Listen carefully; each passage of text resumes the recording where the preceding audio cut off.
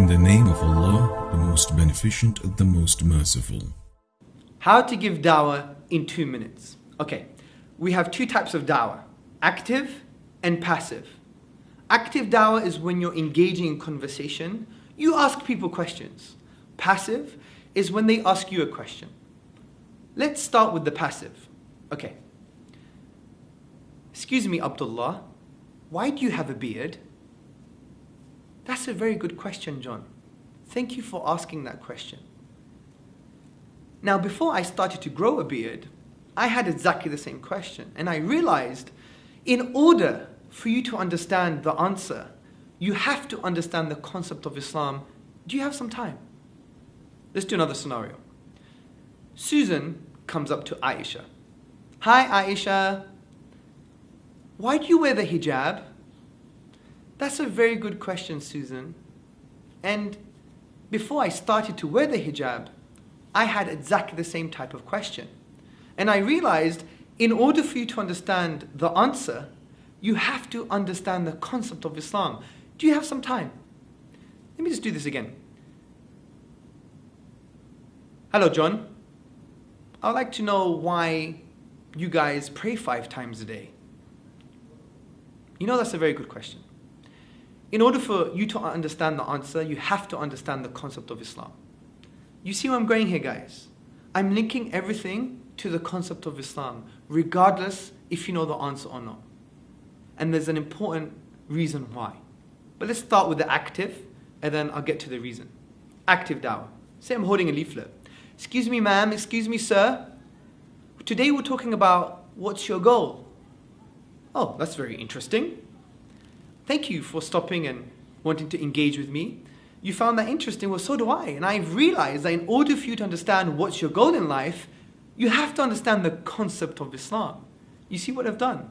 Even by asking him a question, I'm linking it to the concept of Islam. Now, why are we doing this? Because, brothers and sisters, our answers come from Tawheed. Our answers come from our concept. Meaning that Allah subhanahu wa ta'ala exists. He is one. He deserves to be worshipped. The Quran is a miracle. It's His revelation. And the Prophet sallallahu alaihi wasallam is indeed the final prophet. If we establish this concept as a truth, then whatever comes from truth is true. So when you explain to them the concept, then you've given them the foundation. Because brothers and sisters, there's no point just debating and having arguments all the time and trying to rationalize everything. Because everyone has a worldview. It's like having glasses on. If my glasses are tinted green, I'm going to be saying, look at that building, it looks green. But if someone's glasses are tinted red, they're going to say, no, it's red. Then we're arguing, green, red, green, red. The only way for us to understand each other, we have to swap glasses or take them off. And this approach does that. It gives them the foundation, the glasses in which we wear to see the world, which is the concept of Islam. You show them that that's true, then whatever comes from truth is true. So remember, link everything to the concept. That's a very good question.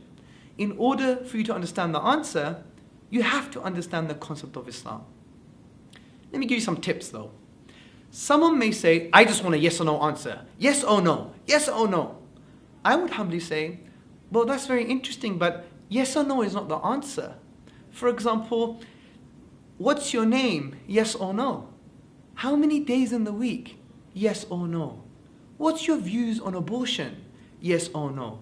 Yes or no doesn't represent the true answers. So if you're sincere, then you'll know you'll have to give me some time for me to explain the concept. So that's how I would deal with that contention.